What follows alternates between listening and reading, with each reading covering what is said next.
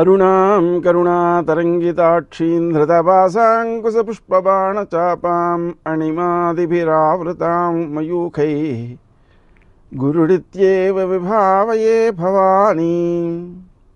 గ్రహముల యొక్క గమనాలు, వాటి ప్రభావాలు, ఆ విషయాలలో మనం తీసుకోవలసిన భౌతికమైన జాగ్రత్తలు, ఆధ్యాత్మికమైన నివారణ చర్యలు, వీటి ద్వారా దోషాలను అధిగమించటం, గుణాలను పెంపొందించుకోవడం, అలా జీవితాన్ని మనం ఆనందమయంగా మలచుకోగలుగుతాం.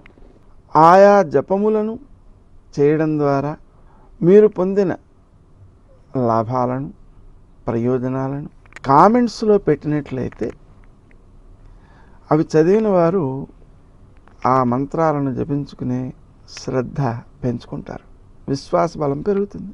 తద్వారా మీకు మరికొంత పుణ్యం వస్తుంది.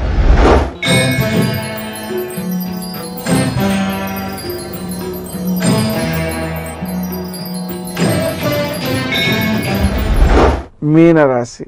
ఈ రాశి వారు తాము ఆచరించే కార్యక్రమాల్లో విజయాలు సాధిస్తారు. లక్ష్య సాధనాశక్తితో ప్రవర్తించగలుగుతారు. స్త్రీ జన సహకారం బాగుంటుంది. మాట విలువ బాగుంటుంది. వారు చేసేటువంటి సహకారాల వలన పనులు బాగా నెరవేరుతాయి.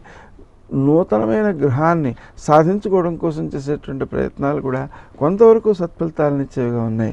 దానికి చింతామణి గృహాంతస్థ శ్రీమన్నగర నాయిక అనేటువంటి మంత్రాన్ని జపించుకుంటూ గృహ ప్రయత్నం చేయడం వలన ఎక్కువ ప్రయోజనాలు సిద్ధిస్తాయి. మీ యొక్క కోపాన్ని మీరు నియంత్రించుకోవాల్సినటువంటి ఆవశ్యకత ఉంది. దానికి యోగ సాధన, అలాగే వ్యాయామ ప్రాణాయామాలు బాగా ఉపకరిస్తాయి. అలాగే ప్రతి 10 నిమిషాలకో 20 నిమిషాలకో ఒక 3 లీటర్ల నీళ్ళల్లో తులసి దళము, అలాగే మారేడు దళము, నిమ్మకాయ చెక్క వేసినటువంటి ఆ నీరు ఏదైతే ఉందో దాన్ని ప్రతి 10 నిమిషాలకి గుక్కిడి తాగుతుంటే మీ యొక్క ఆలోచన సరళి వృద్ధి చెందుతుంది, రోగ నిరోధక శక్తి వృద్ధి చెందుతుంది. విశేషించి ఆ ఆలోచనలో నిర్ణయాలు తీసుకునేటప్పుడు సరి అయిన నిర్ణయాలు తీసుకునేవారుగా రూపొందుతారు. శత్రువులను మీరు జయించగలుగుతారు. స్నేహ సంబంధాలు బాగుంటాయి. స్నేహితుల కోసం మీ స్వప్రయోజనాలని వాయిదా వేస్తారు. అయినప్పటికీ కూడా అది భవిష్యత్తులో మీకు ఉపకరించేదిగా ఉంటుంది. తండ్రికి సంబంధించి ఆరోగ్య సమస్యలు తలెత్తే అవకాశం ఉన్న దృష్ట్యా క్రీమచ్యుతానంత గోవింద అనే నామాన్ని ముందు నుంచి జపించడం ద్వారా ఆ దోషాన్ని మీరు అధిగమించగలుగుతారు. విశేషించి విశ్రాంతికి ప్రాధాన్యం కూడా ఇవ్వాల్సిన అవసరం ఉంది. పనికి ఎలా అయితే ప్రాధాన్యం ఇస్తామో విశ్రాంతికి కూడా సమప్రాధాన్యం ఇవ్వకపోతే ఆ విశ్రాంతి లేనందువలన వచ్చేటువంటి అనారోగ్య సమస్యల్ని మీరు పొందే అవకాశం ఉంటుంది. అందువలన ఆ విషయంలో ఎక్కువ శ్రద్ధ చూపించాలి. విద్యార్థులు నూతనమైనటువంటి విషయాలను ఎన్నిటినూ స్వీకరించగలుగుతారు.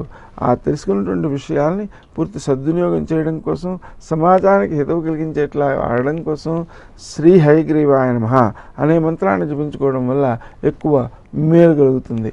ఆర్థిక పరంగా మీ ఆలోచనలు అనుకూలమే అయినప్పటికీ కూడా ఆధ్యాత్మికంగా కూడా మీ యొక్క అభివృద్ధి కొనసాగాల్సిన అవసరం ఉంది. కాబట్టి ఆధ్యాత్మికంగా అభివృద్ధిని సాధించడం కోసం మనం భగవంతునితో అనుబంధాన్ని పెంచుకుంటూ ఆయన ఒడిలో మనమున్నామనే భావన చేస్తూ ఆధ్యాత్మికంగా జపాధికము, అలాగే చుట్టూ ఉండే వ్యక్తులకు ఉపకారాలు చేయటము మొదలైనటువంటి వాటి ద్వారా మీరు సాధించేటువంటి విజయాలు చాలా దీర్ఘకాలికమైనవి, పరిణతినిచ్చేవి, అందరికీ ఆనందాన్ని ఇచ్చేవి అవుతాయి.